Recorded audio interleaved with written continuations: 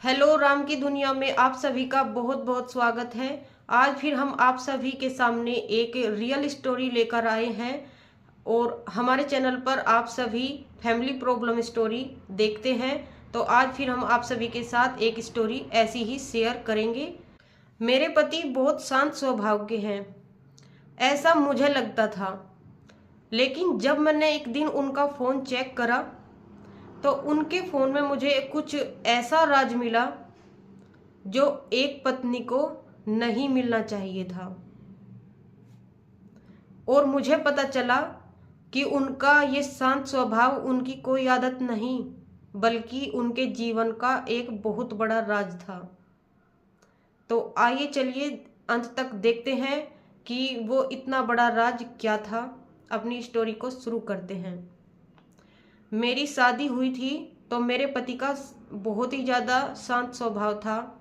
आसपास के घर के लोग भी यूं ही कह रहे थे कि तेरा पति तो बहुत शांत स्वभाव का है, ना कोई लड़ाई है ना कोई झगड़ा है, एकदम शांत माहौल है।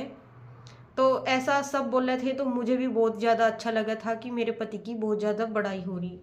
लेकिन जैसे जैसे दिन बीतते रहे और घर की परिस्थिति से हम जूझते रहे, तो जब मैं रोती थी तब भी वे मुझे चुप नहीं करते थे और मेरे साथ कोई बातचीत नहीं करते थे। जब घर में लड़ाई झगड़े, सासू के ताने, सास के ताने होते थे तो तब भी वे घर में कुछ नहीं बोलते थे, या मेरी साइड लेते हो या कोई और घर में सही हो उनकी साइड लेते हो, ऐसा कुछ भी नहीं था। वे एकदम शांति रह रहे थे।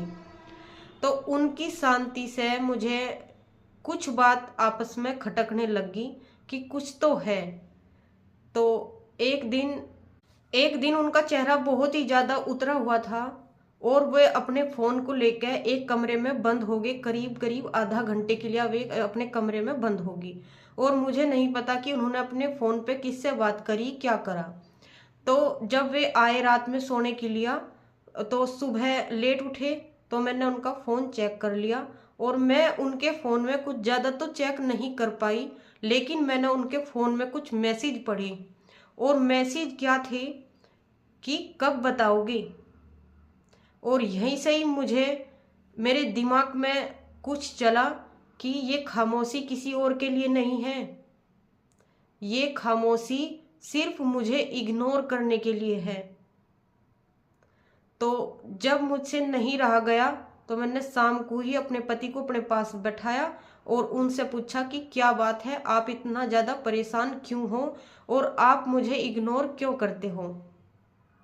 तो पहले तो उन्होंने कोई जवाब नहीं दिया, लेकिन जब मैंने उनसे सख्ती से पूछा कि आप ना तो जब मैं परेशान होती हूँ तो ना तो आप मेरा साथ देते हो, जब मैं रोती हूँ किसी घर के मामले में या किसी से रोती हूँ तो ना आप मुझे चुप कराते हो और ना मुझे आप समझाते हो, ऐसी क्या बात है।